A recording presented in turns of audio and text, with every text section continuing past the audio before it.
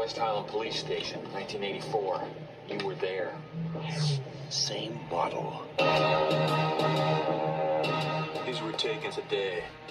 You have to let me see my son. He's in great danger. New mission. Once he was programmed to destroy the future. You don't know what it's like to try to kill one of these things. Now his mission Get down. is to protect it. Come with me if you want to live. You're really real. His loyalty is to a child. Who sent you? You did. 35 years from now. And his enemy He's a Terminator like you, right? Not like me. is the deadliest machine ever built. Can it be destroyed? Unknown. This time, there are two. Terminator 2. You just can't go around killing people. Why? If you thought you had seen it all, look again. Stay down! Go! Now! We gotta stick together.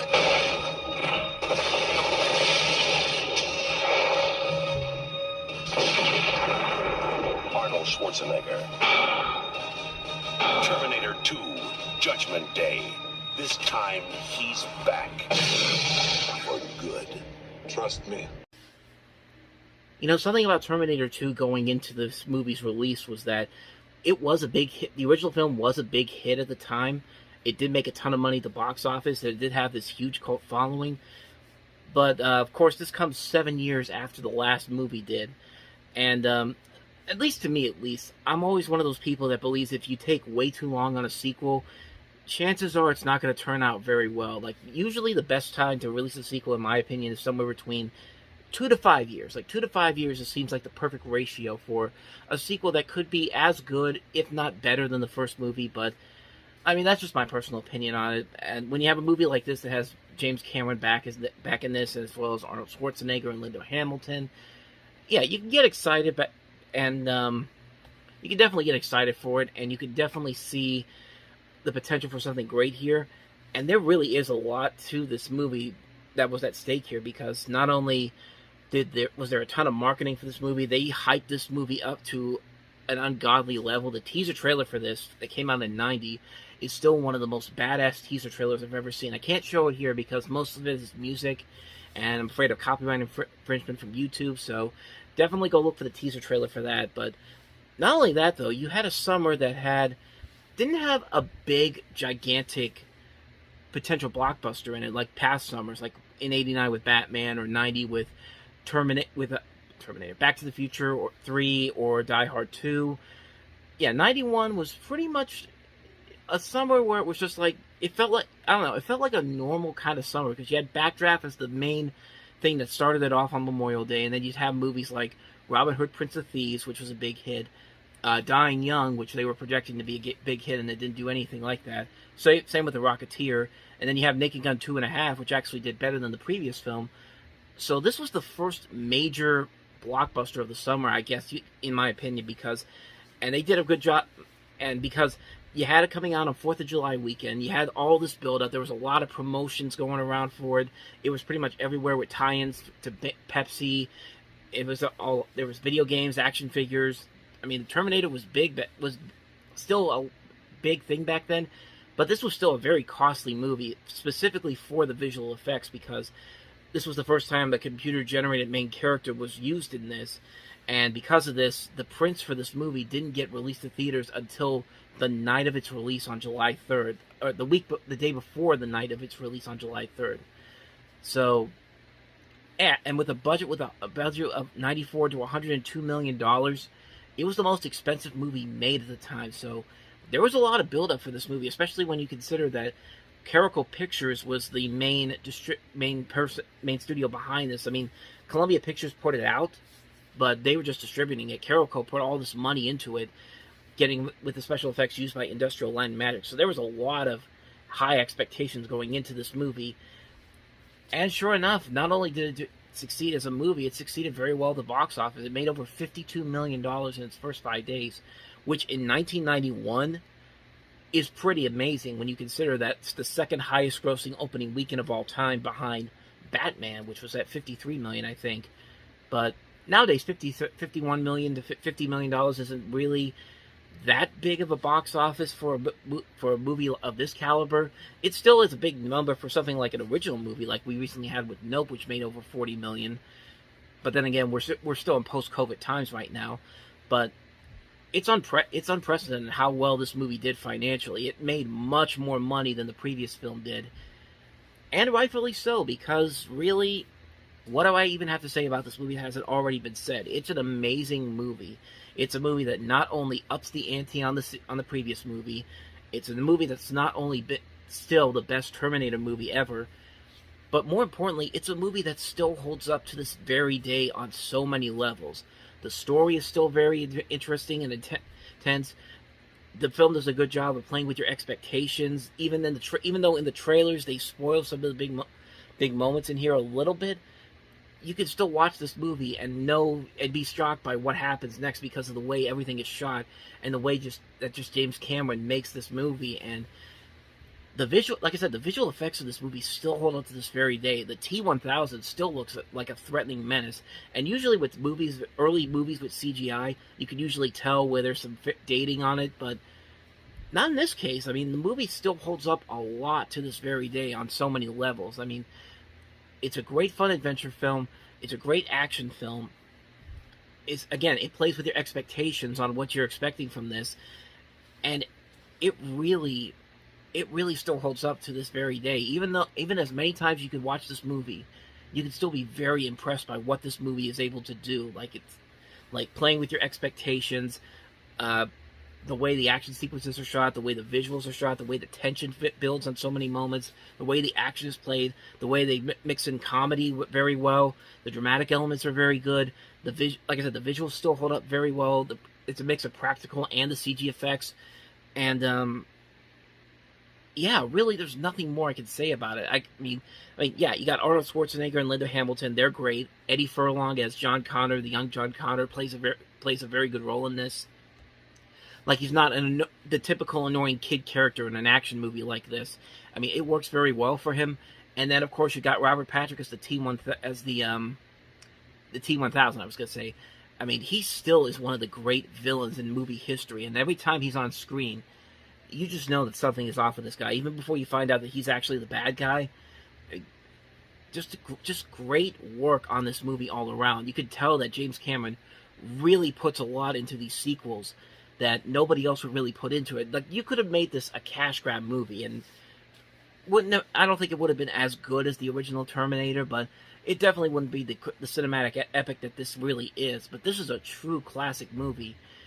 And honestly, like I said before, nothing has ever really come close to topping what this movie has done. We've had some good Terminator stuff in the years since this.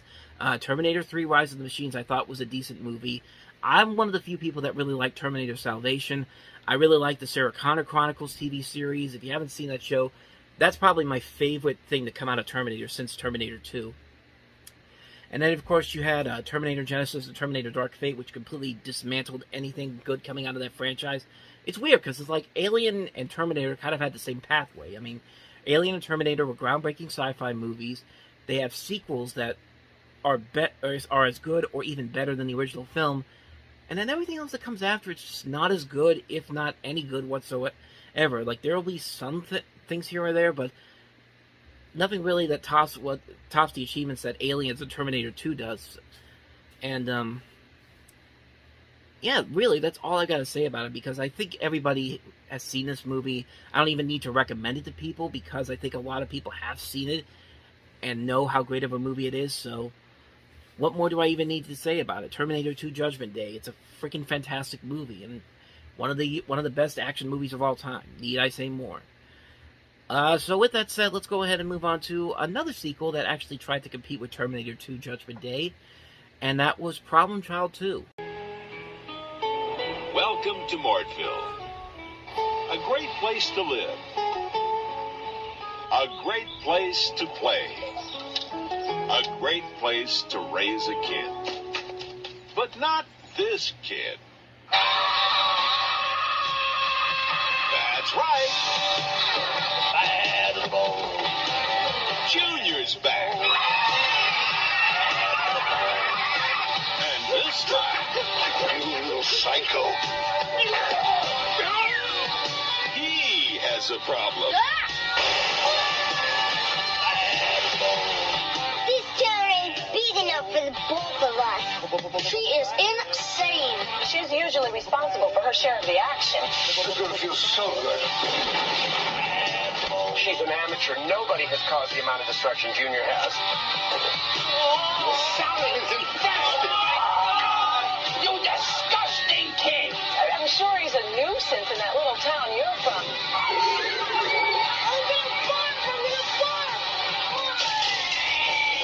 But now you're in Mordville and around here, Trixie runs the show. Hey, children.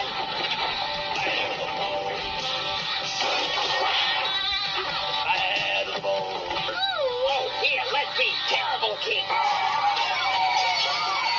C2. Problem Child 2.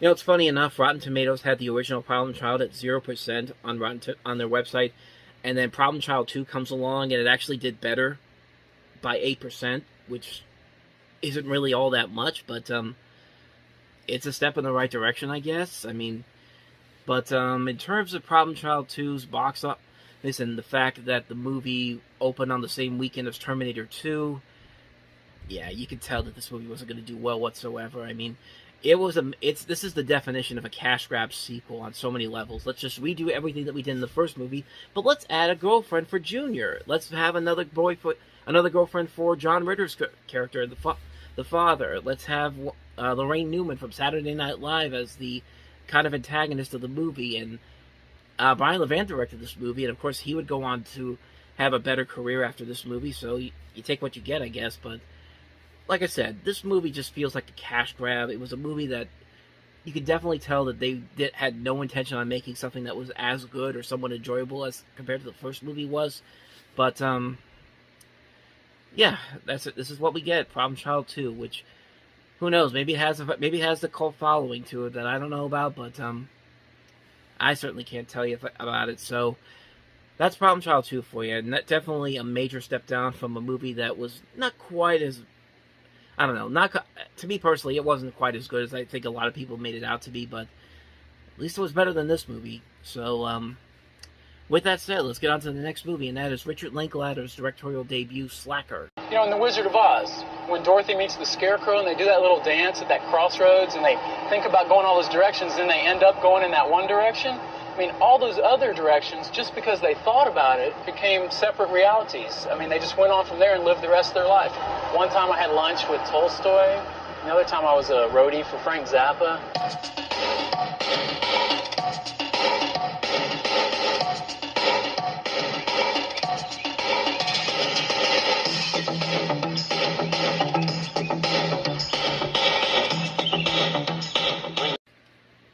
Okay, technically this wasn't his first directorial outing. He actually made a movie before that called It's Impossible to Learn to Plow by Reading Books. But, and that came out 3 years prior to this. But this movie in particular was the one that got Richard Linklater's name out there. And you can definitely see why. I'm a big fan of Richard Linklater's work. I've liked a lot of his movies, quite honestly. Dazed and Confused I really like. I like the Before Sunrise trilogy, School of Rock. What else did he do? He did a very good remake of The Bad News Bears that was very underrated. The Scanner Darkly was very good. I like I like Me and Orson Welles. I like Boyhood. I like Everybody Wants Some. Like, he makes a lot of good movies. This is one of his first outings as a director, and it is a very good movie. It's definitely right up your alley if you look at if you want to see some of the best of Richard Linklater. A lot of his stuff is definitely in this movie. It's a well-made film, very low budget, but it's a great film that works very well. It's one that I say definitely check out if you haven't seen it already. So, with that said, let's go ahead and get on to the last movie, and that is The Miracle. When stars are bright, She's from abroad, you know. She's on the run. From the past. James was looking for love. Does your father know you're here? Don't care if he does. You should. Why? And now he's found it. She's not old. She's older than you. It's very hard to get. The first girl in his life He thinks I'm dead. has returned. Why did you come back here? I have to tell him he has a right to know. To know what? That he has a mother. What's wrong? It looks as if she's in a ghost. You're not to see her again, Jimmy. I won't tell you twice. Tell me why. Because I say so. The Miracle has received praise from critics everywhere and features Beverly D'Angelo in her most provocative role yet. You know the worst thing? You came back to see him, not me. Newsweek calls The Miracle seductive and funny, a spellbinder. It's not her fault. Nobody told me. While the New York Times writes that Beverly D'Angelo is beautiful and mysterious. Maybe she is dead. Maybe she's a ghost. The Miracle. Yeah, this is about what I expect from Neil Jordan. Of course, Neil Jordan directed The Crying Game. And, I mean, the trailer doesn't really give it all away, but I think you could pretty much figure out what the big twist of this movie is going to be. I mean, it's not quite the Crying Game levels, but, it is still pretty, I'm not going to say anything, but, so The Miracle, this is Neil Jordan. He also did, Mona Lisa, High Spirits. We've already talked about another one of his movies, We're No Angels. And, I mean, Beverly D'Angelo, I've seen her be very good in a lot of movies. Not just comedic performances, but in dramatic performances as well. But there's also a mix of those movies that she did for TV, the TV movie of the week, where she's been, and where she's trying her best, but she's not really given a whole lot to do. This is one of those movies where I feel like that's what they were kind of going for here. This feels like a movie that was set to be a TV movie of the week, but then got blown up for the big screen because of the names that they had on there, and the director, and of course Miramax Films backing it up. But I don't know. Maybe it could be something. I haven't seen it, so I can't really comment on it too much. But that's just my thoughts going into that trailer right there, and it definitely does feel like something Neil Jordan would have directed. So that's really all I can say about The Miracle.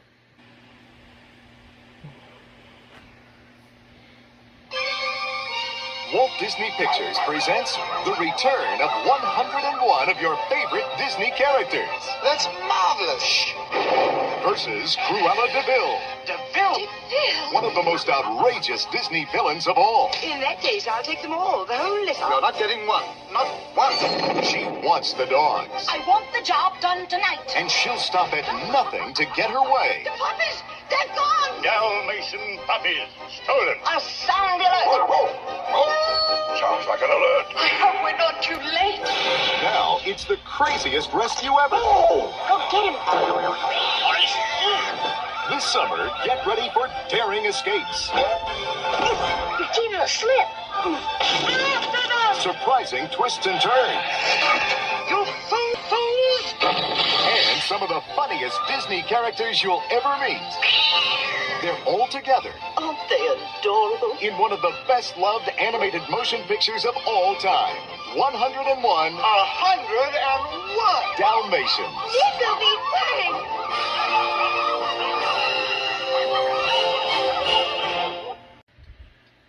So this was out when the movie was celebrating its 30th anniversary. January 1961 was when it originally came out. And this was actually the last theatrical release this movie had. They've had a couple of them, but this was one of the last ones that they did, as Disney was focusing more on getting these out on videotape so people can watch them over and over again at home. And you didn't really see a whole lot of theatrical re-releases coming from the 90s. You would get some every once in a while, but not as many as what we used to get back in the 80s and all that. But yeah, there's nothing really more I could say about this movie that hasn't really already been said. 101 Dalmatians is one of the great Disney contemporary masterpieces. It's a funny movie, beautifully animated, just has so many great characters to it. The adventure aspect is great. Like I said, the animation overall is fantastic. The music overall is great. It's just a great movie all around. It's a movie that I can watch over and over again, and I can never get tired of it. It's just that great of a movie, and it's just a fun ride. You like seeing all these, you like rooting for these characters.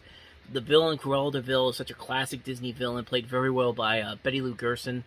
Jasper and Horace are hilarious, sidekicks to the villain in this movie.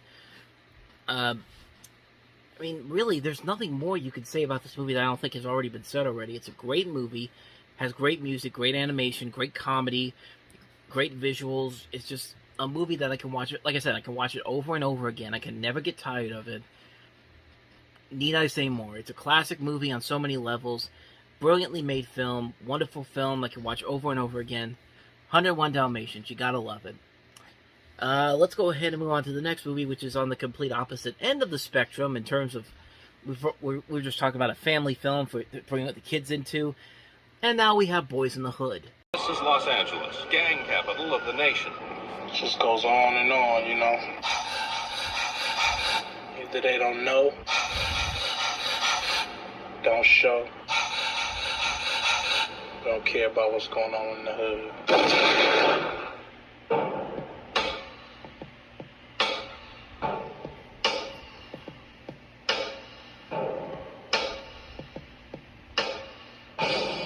South Central LA. Yo, Benini, let's do the local thing. It's tough to beat the streets. What am I supposed to do?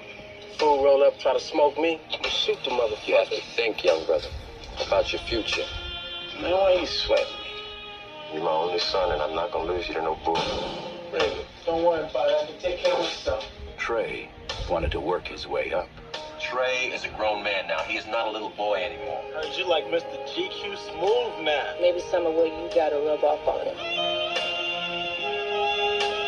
Ricky was looking for a better life. I want to do something with my life, all right? I want to be somebody. When you were a little boy, you used to run around here all the time with that football in your hand. I always knew you would amount to something. Doughboy was living by the laws of the street. Fuck you looking at, nigga? We got a problem here? We got a problem, nigga? Can we have one night where there ain't no fight, nobody gets shot?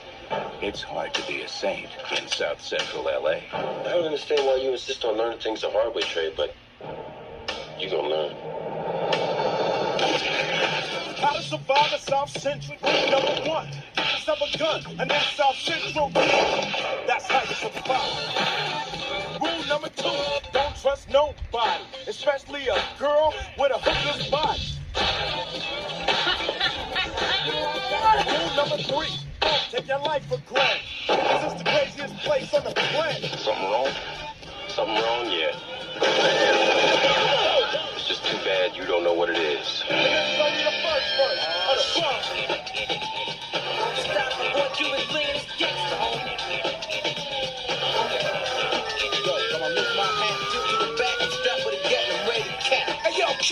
Watch out, mother. I mean, really, you can't go wrong when the movie opens up with the Columbia Pictures torch lady swearing up a storm. Fuck that, man. Them niggas around the corner tripped out, man. Fuck that, man. Where my strap? Fuck that shit, man. Let's go. I'll take my car. Come on. Fuck that, man. Oh, fuck that. We're gonna let these niggas have it. Yeah, you could probably tell that wasn't actually her, but at least it sounds a lot better than the TV version did.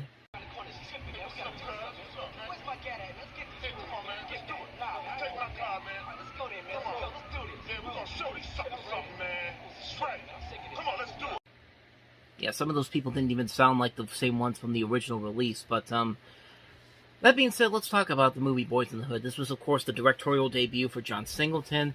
Features a cast that includes Ice Cube, Cuba Gooding Jr., Morris Chestnut, Lawrence Fishburne, Regina King, Nia Long, Angela Bassett, and it really is another one of those movies where I really don't need to say too much more about it, because I think everybody knows that this is one of those great movies that really came out at just the right time, and kind of like how Do the Right Thing and Jungle Fever were groundbreaking movies of their time. This movie definitely feels like that type of movie that was such a groundbreaking movie that still holds up to this very day. You can still see a lot of the stuff in this movie taking place in modern times, and it's a movie that, for the most part, is going to remain timeless, unfortunately, but it has these great performances. Ice Cube really proves his acting abilities with this movie. This is, I believe this is one of his first acting roles after the years he spent with NWA, and you have Cuba Gooding Jr., like I said, Morris Chestnut, Lawrence Fishburne in this.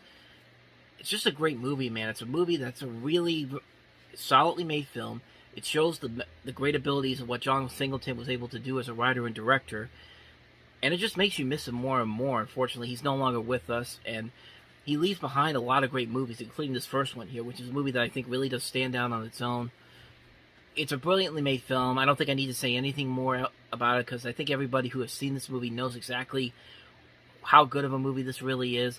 It tugs at your heartstrings a lot. It's got a nice mix of emotional weight, acting, writing, bits of comedic elements to it. It's a wonderful movie. It's one of the best movies that came out in '91. It's one of the best movies of the decade. I can't really say any more about it that hasn't already been said already. Boys in the Hood, fantastic film. If you haven't seen it already, you gotta go check it out. So with that said, let's go ahead and move on to the next movie, and that is Patrick Swayze and Keanu Reeves in Point Break.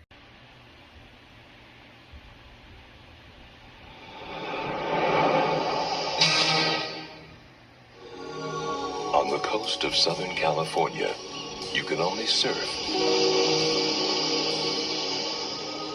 party, and make love for so long before it's time to go to work. Rock and roll. 27 banks in 3 years. Anything to catch the perfect wave. I'm not a crook. Patrick Swayze. Fear causes hesitation, and hesitation will cause your worst fears to come true. Keanu Reeves. You think I joined the FBI to learn to surf? Point Break. Adios, amigos.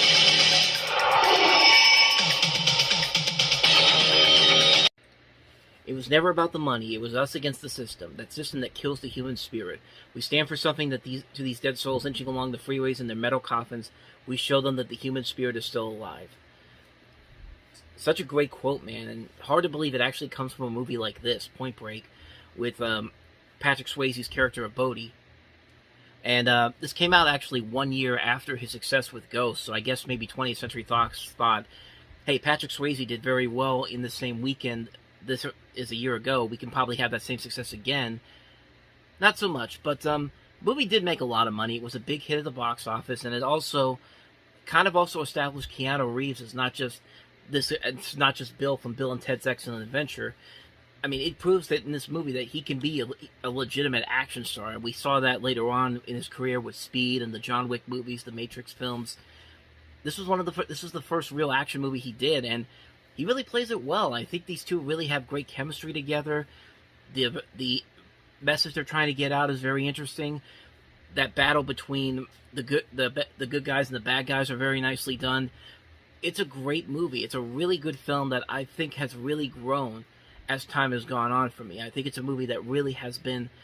It grows more and more every time I see it. And especially after the remake just completely botched everything that this movie was trying to do. Which is funny because that movie was more of a is because Point Break really because like when you think of Point Break, mostly you think of the Fast and Furious movies, because Fast and Furious and first one, the Fast and the Furious and Point Break pretty much have the same plot to it. It's pretty much the same thing except replace the surfboarding and some of the stunts they do in this with cars, and it's pretty much just the same thing. But this movie does that obviously a whole lot better. I still like the Fast and Furious movies, but this movie definitely does it a lot better. And you have Catherine Bigelow directing this, who also would later do The Hurt Locker. James Cameron produced this movie. It's just a great movie all around. It's a movie that just, as it's grown with time, I've grown to love it a lot more and more. It's a great film, Point Break. I mean, that's another one that I really don't need to say go and see it, because chances are you probably have already seen it already. So, with that said, let's get on to the last film, and that is Harrison Ford in Regarding Henry. Cancel my lunch tomorrow. I'm going to work through and move the dinner to next week. And call my wife and tell her I can't make dinner at 7:30. Fine for the defendant on all counts. Yes. Success made Henry Turner's life perfect. Give me a break, will you? I just want a pack of cigarettes. Fate Henry, I know you can hear me. made it something more. Cardiac arrest caused lack of oxygen to the brain. It's going to be a long, tough rehabilitation. I'll be your physical therapist for the remainder of the evening. All right. In some ways, he's starting from scratch here. You're stepping like a natural man. Go ahead. Little loop, cross over. How did you learn to do that? You taught me. It's such a shame. I mean, he was so good. You got a life back at home with friends and family and everything you could ever want. They love you. They're gonna take care of you. Well, I don't want them to take care of me, Bradley. No, I don't like eggs. What? Eggs are your favorite. Okay, give me a lot of eggs. Where were you? I bought a dog. Mom, look. I thought I could go back to my life, but I don't like who I was, Bradley. You didn't like showing affection in public. It bothered you. I don't mind so much anymore. One minute you're an attorney, the next you're an imbecile. That's not a very long trip. You can't let them hurt you, those people. They don't know you anymore. I don't remember what I was like, Sarah. Don't listen to nobody trying to tell you who you are. We were in love once, years ago, and then we weren't, not for a long time. But we're better now. Please don't walk away. Not now. Harrison Ford. A Mike Nichols film. Regarding Henry.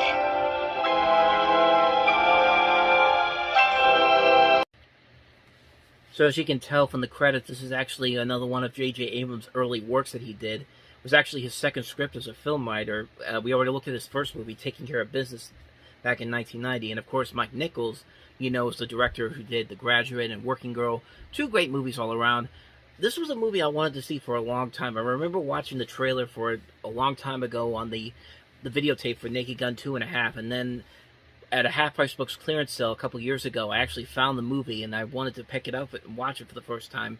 I did watch it, and for the most part, it's an okay movie. It's one of those movies that has one element that really shines through, while the rest of it is pretty mediocre. I like the cast in this. Harrison Ford, I think, is doing a great job as Henry Tucker in this. He's giving this great dramatic performance in here. Of course, you got Annette Bening in here, and anything she's usually in will turn out great.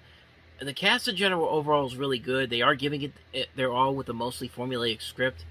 And that's really one of the biggest problems the movie has. The script has the potential to be really good. There is a really good concept here. But it's the execution and the predictability that I think really dings it in the end. It reaches borderline TV movie of the week levels. And not the Lifetime or Hallmark original movies of today, but like the schlocky network TV movies you used to see back in the day, like on ABC, CBS, NBC, Fox, back in the 80s and 90s. Those type of levels. As far as the emotional moments go, they split between being pretty good, but then there are times when they're extremely melodramatic and just trying to way too hard to get an emotion out of you, and you just want them to pick what kind of movie they're trying to be. Like you saw Annette Bening's line, the last line she has in the trailer.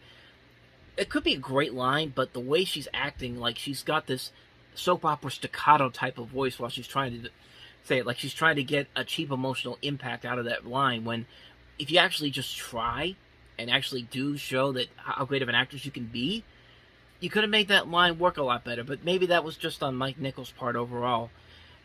I mean, for the most part, this movie could have been a whole lot better than it ended up being. I think the performances are good. There are some good, heavy, dramatic moments. But I think the script really is too bland and forgettable as they try to force way too many emotional moments on you. There is a lot of potential here. The movie should have been something great, but as it is, it's just okay. But honestly, you could have been seeing more if there had been a better script there. But I mean, I guess I'm glad I saw it, and especially after seeing Dying Young is not recently and talking about it on the show. I would say that this is definitely a little bit better than Dying Young, which really isn't saying all that much. So check it out for yourself. Harrison Ford and Regarding Henry. I have a feeling we're about to embark upon a most unprecedented expedition. Once they made history. I must see to it that you die. Now, they are history.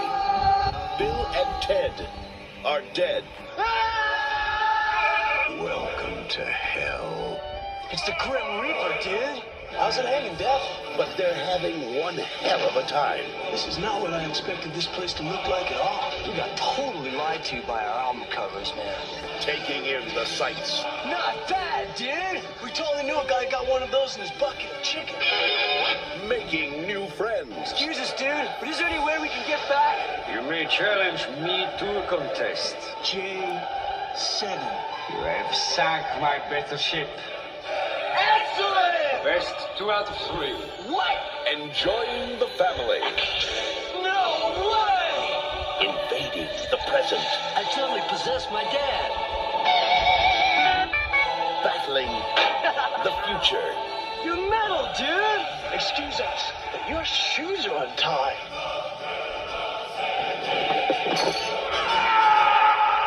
Can't believe you just mailed a death! And meeting their maker. Guy, congratulations on Earth! Not to mention your other great planets. Mars, Jupiter, Uranus. It's the comeback of all time. Bill and Ted's Bogus Journey. It's a trip. Best of 7? Damn right. Ah, dude! Left hand red. Bill and Ted's Bogus Journey. This is, of course, the sequel to Bill and Ted's Excellent Adventure, one of the big surprise hits of 1989. And, you know, with comedy sequels like this, they can go one of two ways. They could either be just a retread of the first movie again, repeat a lot of the same story, all that kind of stuff, or they could do something unique and creatively different, and it goes that way. Not only does it do something unique and creatively different, it also gets darker, insane, more insane than you would think, more black comedy, more dark humor, and God help me, it works. I mean, it works really well. I mean, yeah, this movie doesn't quite pack the same punch as Bill and Ted's Excellent Adventure does, but you gotta give the movie credit for really avoiding the chance to go for a been there, done that sequel, and instead doing something so insane, so vastly different from the first movie, that you really can't help but admire it for, and it's a welcome sign for this series that it can continue to expand its own universe while doing something new and different.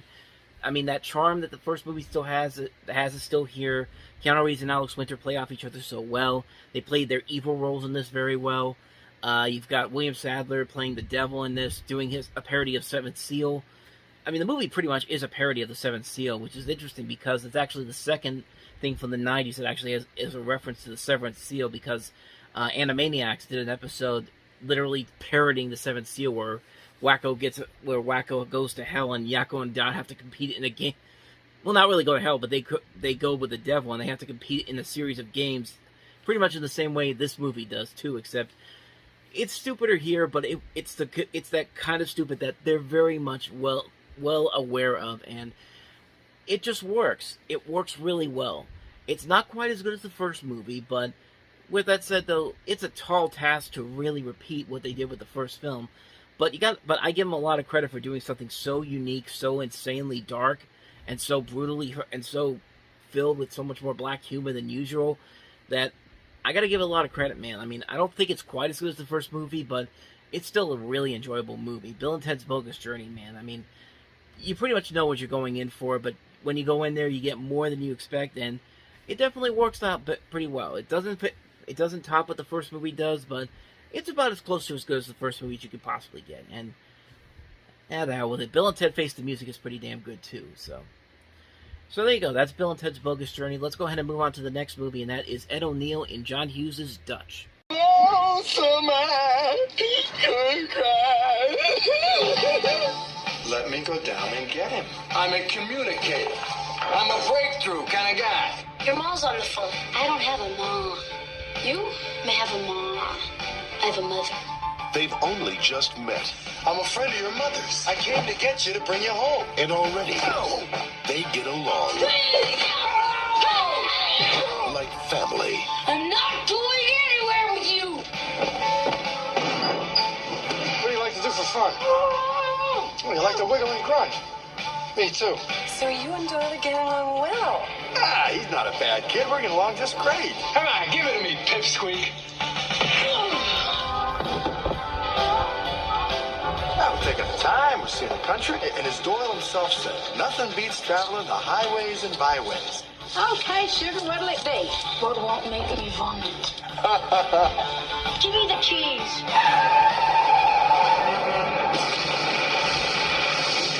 This isn't working out. We're not masters of the highway. We were robbed by homebound hookers.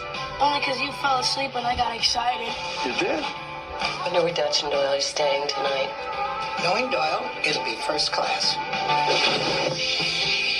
20th Century Fox presents the story of a boy. I got a deck of racy playing cards. Who lost the child in himself. And the man who helped him find it. Is that your most pathetic look? That's not going to get us a ride. This is pathetic. Try it. See, I'm not such a bad guy, huh? Dutch. You're like a great big demented child.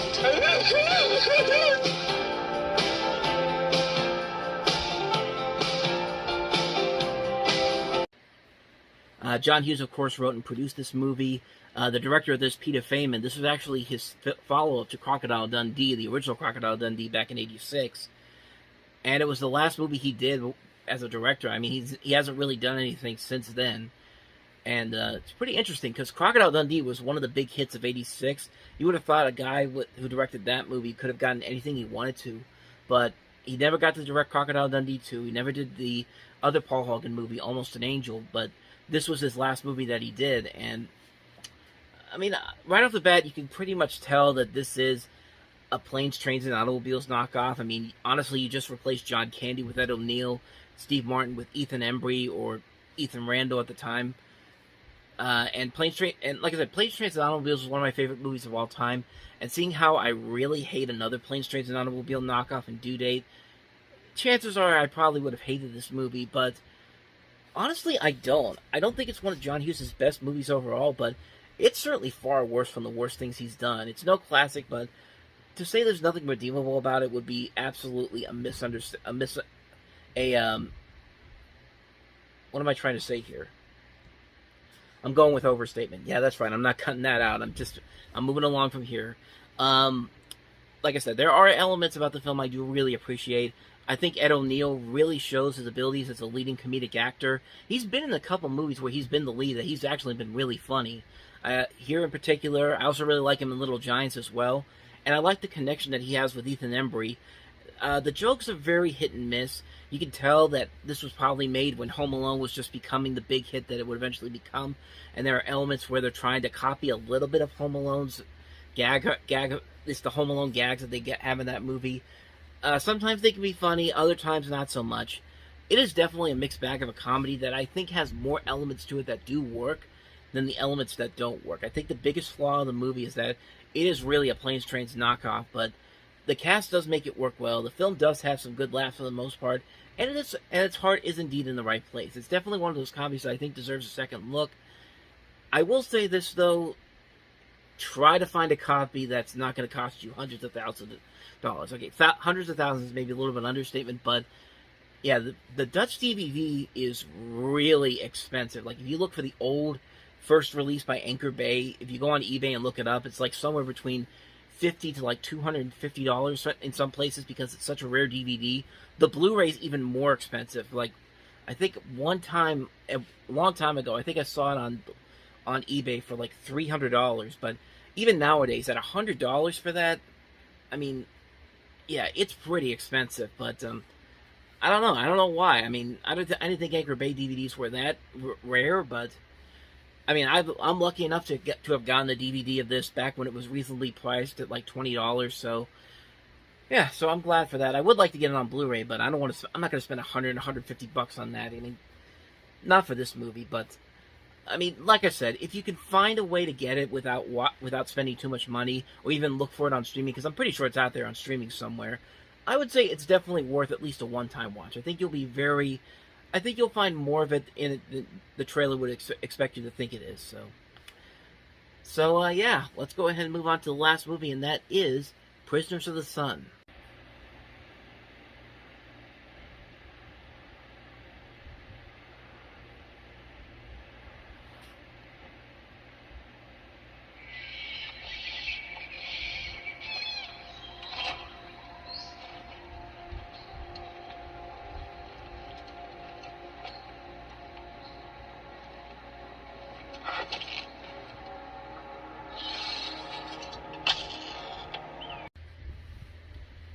So in the U.S., this was actually called Blood Oath and was actually released in 1990, according to Wikipedia. However, if you go to the Box Office Mojo page, it was actually released this weekend as Prisoners of the Sun.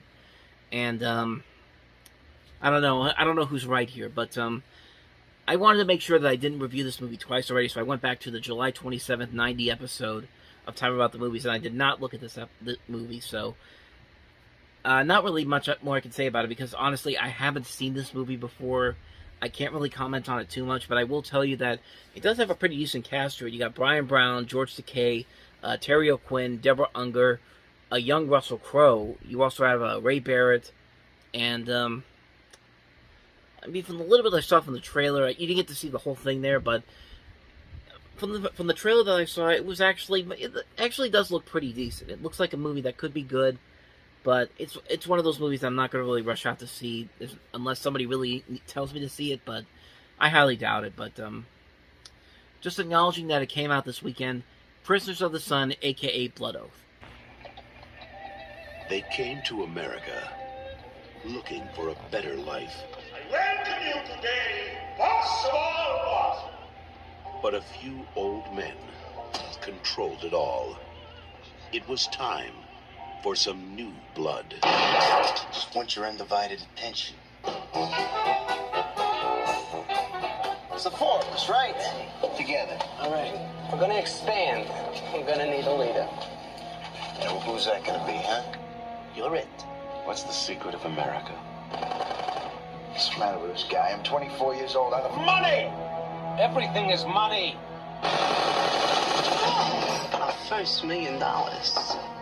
It's time to play with the big boys. This thing will blow up in your face. When? You more stupid moves like that, you'll knock us over like bowling pins. Let's start a war. Let those bastards fight each other. I just want to run things. Everybody needs protection. He's dead! We gotta know we can trust each other. Don't fall asleep. You're part of the family. Danger's not for girls.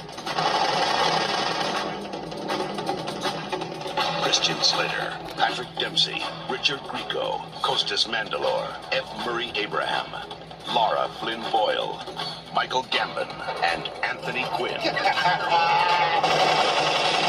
Mobsters. Because why not do Young Guns except to replace the Western aspect with the mobster movie aspect? I mean, why not? I mean, every other major studio at the time had a mobster movie out there. Paramount had The Godfather Part 3, Warner Brothers had Goodfellas, Disney had Dick Tracy, Fox had Miller's Crossing. So Universal said, what the hell, let's get on in here and put out our own mobster movie. Yeah, you probably should have spent more time on the script than actually just making a movie just because everybody else was doing it, because, oh boy, this was a rough one. This was a bad, bad movie. I mean, these are great actors that are in this movie, not just the four leads in here, but F. Murray Abraham, Michael Gambon, Anthony Quinn. You have Laura Flynn Boyle in here. You have Joe Vitrelli, Chris Penn.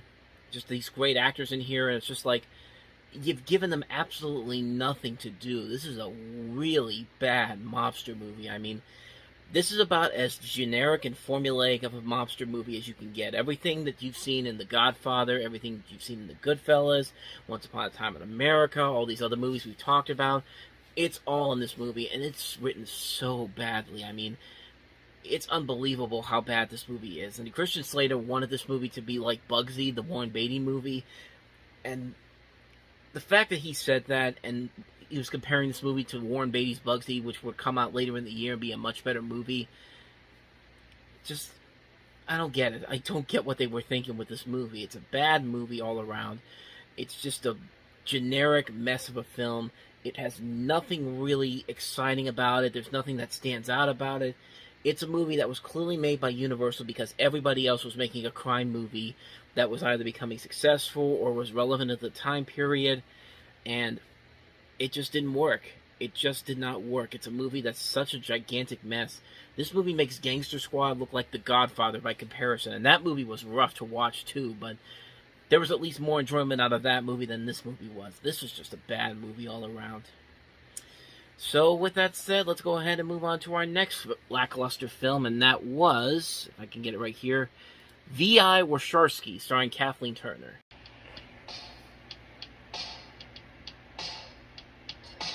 W-A-R. Private investigator. S-H-A-W. You don't look much like a private detective to me. S-K-I. Who are you? Wachowski. V.I. Wachowski. Kathleen Turner is V.I. Wachowski. What does V stand for? Virtuous. And the I? Inquisitive. Looking for something? Just because she's a woman You know how hard it is to get blood out of Cashmere? doesn't mean she's always a lady. Get to the point, bonehead. Sorry about that, guys. You know what this is? It's a nutcracker. You know what we do with nutcrackers? You let a broad do this to you?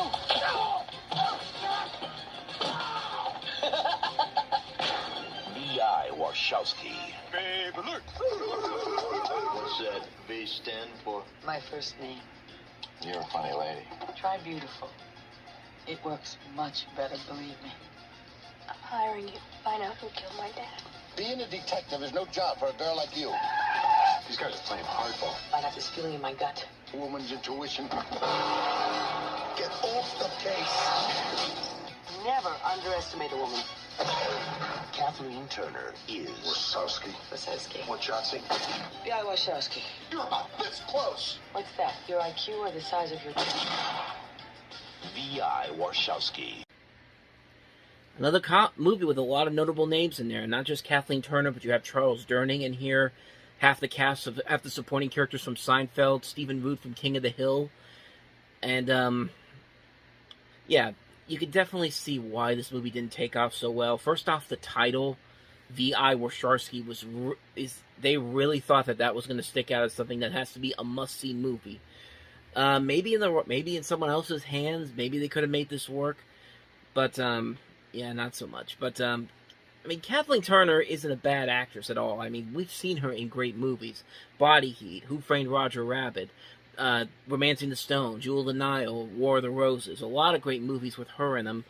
But, I don't know, she just didn't quite... I think she could have played this role if there was a better script involved, but it's like Mobsters. It's a very generic crime comedy script. I mean, there's nothing really here that stands out of everything, out of all the other movies that are very similar to this. And it just doesn't work. It's just not funny whatsoever. I mean, I tried to get something out of it, but it just wasn't there, man. And I don't know, maybe Jeff Kano, who directed this, who also did True Beverly Hills and also Revenge of the Nerds, I don't think he's up to this challenge. Even though he tried to do something similar immediately after Revenge of the Nerds with Gotcha with Anthony Edwards, which wasn't a bad movie by any means, but it was a movie that just it wasn't really something that stood out, except I kind of preferred that movie better than this movie. But yeah, honestly, if you really want the best thing you could say about this movie, you could just go to the Flick Picks video from way back in the day when he saw this movie in a $5 bin, and basically the review would be basically this. They got a huge selection of $5 Blu-rays here. Check this out. Look at all these great titles. Another takeout. Straight Talk. Kathleen Turner. Fuck.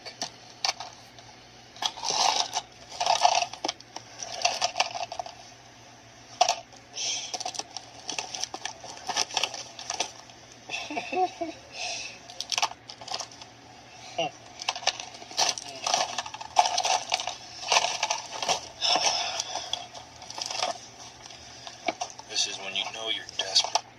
Oh my god, I'm a piece of shit. I mean, that pretty much sums it up. You have to be desperate to really want to see this movie. So yeah, that's V.I. Wachowski for you. So, let's go ahead and move on to the next movie. And as I try to go back to the page here to see what it is. And that is Mel Brooks' Life Stinks. Gentlemen, let's go to work. Mel Brooks is Goddard Bolt, a ruthless tycoon who never gives much thought to the little guy. Until he makes a dangerous bet. That you could survive down here without using any of your resources for 30 days. And if you do it, you get my half of the property. You don't do it, I'm gonna get yours. I can do it. You can't do it. You'll never make it. Take it all. I won't need anything. And you won't need this either. Now, Can he survive on the streets without his money? Morning, sir. Hey, get away from my car. What are you doing? Oh, I'm just cleaning your windshield, sir. Cleaning my windshield? You made it worse. Yeah, that better? Hot too, ziggity bing bong boom, hot too. Can he dance for his dinner? Hot too, ziggity bing bong boom, hot too. Hot too, ziggity bing bong boom, hot too. And just when things look their worst, he meets a bag lady and finds love in the strangest of places. Hurry. I'm going as fast as I can. I want you. Where are you? Life is funny. I have amassed $6.4 billion. And I've amassed 6.5. You didn't. I did. You didn't. I did. Life is strange. Maybe it's because I'm richer. But mostly, life stinks. Mel Brooks, Leslie Ann Warren, life stinks. You'll never know how much this project excites me. Oh my god, that was so bad. What happened to you, Mel Brooks? What was this? Yeah. That trailer was rough. I mean, the last joke alone, like, Mel Brooks is much funnier than this. I mean, this is just... wow, what a mess of a movie this is. It's weird, too, because this is actually the second movie, the first of two movies, I should say, where you have a story like this. You have a rich guy going into kind of a ghetto slum type of an area in the city, because Joe Pesci would later do the same thing with The Super, which came out later on this year. But yeah, for Mel Brooks, this is unbelievably unacceptable. I mean, I can't believe that he thought that this was going to be something that people would want to see. But, I mean, Mel Brooks can be very funny. We have seen Mel Brooks be very funny in the past, but this movie just feels like a really cheap knockoff of Trading Places, and not even in a good way. It's not funny. The setup here is nothing special. The jokes are just terrible. The writing is... it doesn't feel like a movie that you would expect from Mel Brooks. It's a mess of a movie. It's another one of those movies that has so much potential with the people involved. You have Mel Brooks, you have Leslie Ann Warren, you have Jeffrey Tambor, you have Stuart Pankin, you have Howard Morris. And this is the best you could get from them? This is a mess of a movie. This is a really bad movie on so many levels. Like, for Mel Brooks, this is completely inexcusable for how bad this movie is. And Mel Brooks' track record has not always been great, but he's had a lot more movies that were great than movies that were bad. This is probably the worst thing that he has been involved in as a writer and director. I mean, this is a mess of a movie. It's just a gigantic failure of a film on so many levels. And really, that's all I gotta say about it. I mean, that trailer alone just pretty much tells you everything you need to know about how bad this movie is. And, yeah, I guess they say it best. Life stinks, and also this movie really stinks. So, yeah, let's go ahead and move on to the next movie. And it's another movie where you think you have the right ingredients here. Richard Pryor and Gene Wilder back together again. And then you get something like Another You.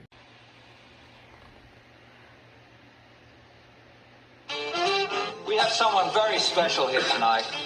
One of the greatest sax players around. The one and only, Mr. Eddie Dash.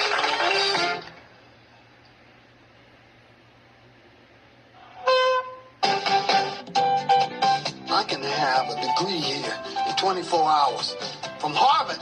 Hello? Anybody home? Don't worry. He's got a titanium plate in there.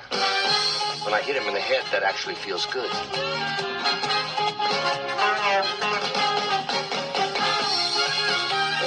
Boy, that was good beer. I am not your husband. I'm a Volvo salesman.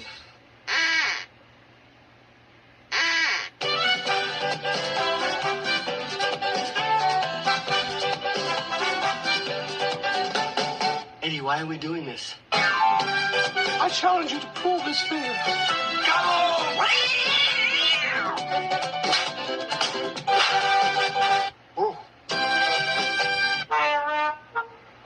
You are an inconsiderate child. You are an insect. You are a piece of dust. What have you got to say for yourself? I missed you, dear. Eddie, Eddie, Eddie.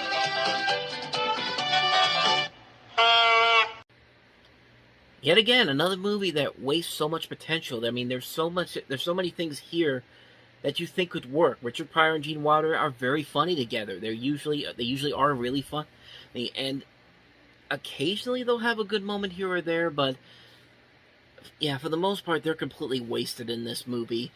You've got Mercedes Ruehl, who would later win an Oscar for The Fisher King. You've got Stephen Lang in here. You've got Vanessa Williams. You got Vincent Schiavelli from Ghost. You've got Kevin Pollak in here. You've got Phil Rubenstein. You've got, okay, I was going to say that there's more elements here, but, I mean, this movie is directed by somebody who doesn't even have a full page on Wikipedia, and it's written by Ziggy Steinberg, who also wrote such memorable movies as The Jerk 2 and Porky's Revenge, so maybe that's why this movie completely fails on so many levels, but, it's sad to watch these two guys really be wasted on something that's not really all that funny whatsoever. I mean, Richard Pryor only had a couple more movies after this, and this was literally the last thing Gene Wilder did in terms of being in a theatrical release, because after this, he was basically relegated to TV work. Like, he did something Wilder for NBC, and then he would occasionally appear on something like Frasier or one of these other TV shows before his death. But really, when you have Richard Pryor and Gene Wilder, you need a good script for them to work with. This just proves that even with a bad script, they can't make this movie work as well as they want it to. I mean, it's a movie that it fails on so many levels. It's another one of the examples of the many movies that we've looked at so far today. Great talent involved, just nothing there to show for it. I mean, it's a waste of a movie. The best thing I could say about this movie, it has a funny intro with the TriStar Pictures horse.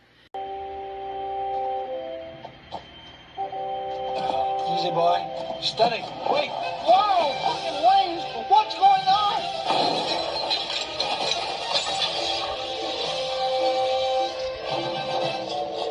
Fucking white horse?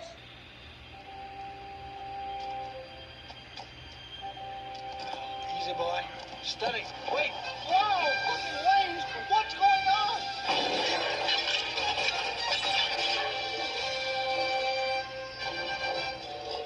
Fucking white horse.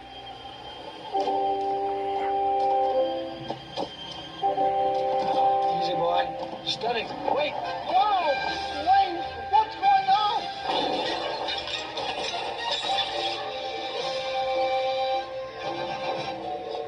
Damn white horse. That's the best thing I could say about it. Then this movie really screwed up. I mean, yeah, there's nothing really more to say about this movie. It's a bad movie. It's a badly written film. It's not funny. All these great people are wasted on a script that doesn't work.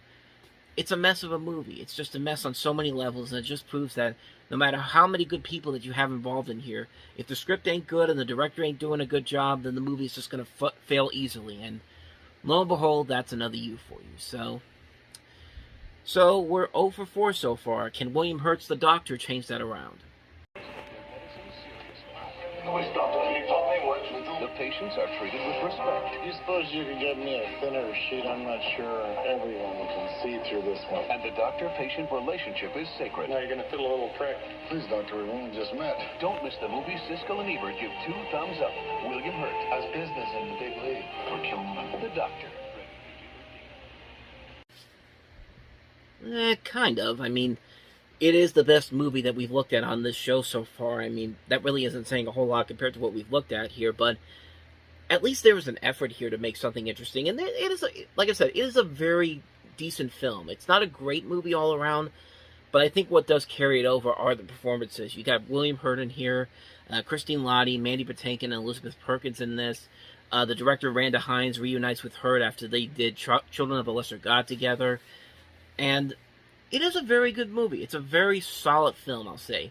It does get a little melodramatic at times, but for the most part, it is a very good movie. It's a movie that I think a lot of people do need to see and give it another shot at. And like I said, it's the best movie that we've looked at so far this week, and that really isn't, like I said, that really isn't saying a whole lot, but at least we have a movie that at least had some good elements to it. So the Doctor at least did its job. So with that said, let's go ahead and take a look at the last movie, The Dark Backward, a movie that I have never heard of, but surely it's got to be something interesting, right?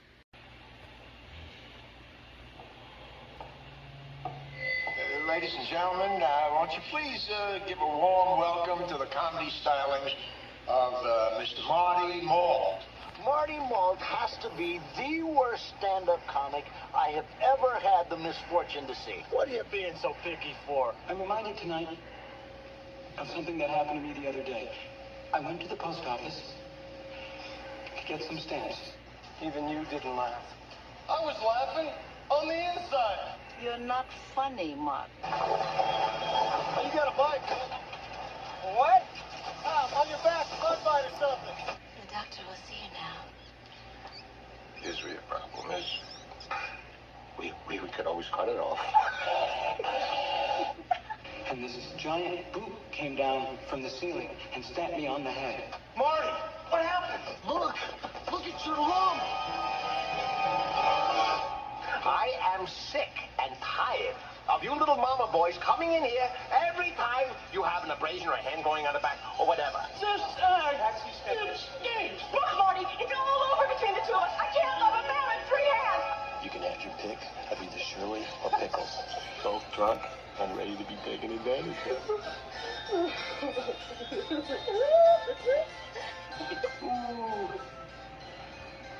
Do I have a headache?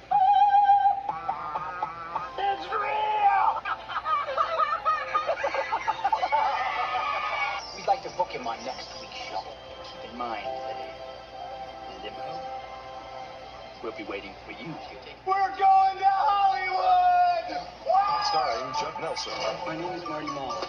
Bill Paxton, It's Gussie Fussy. Wayne Newton, Yes, Jackie Chrome. Myra Flynn Boyle, I love you, Marty Moss. James Caan, I'm a doctor. Rob Lowe, Dirk Delta. The Dark Backward.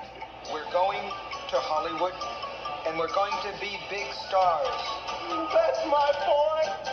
That's my boy! Hollywood. What the hell was that? Yeah, I'm with you, Krusty. I don't know what the hell I just saw. I mean, that's a lot to unpack right there. I mean, I don't really have an indication of what this is, of how good this movie is, if it's any good at all, or if it's just, it's one of those ideas where it's trying to be another Freaks for a New Generation. I don't know if it's trying to be a So Bad It's Good type of movie. I don't know what the hell they're trying to do here, but it does pique my interest a little bit. Even if it is a bad movie, I feel like I have to see this at some point just to see what the hell they were trying to go for here.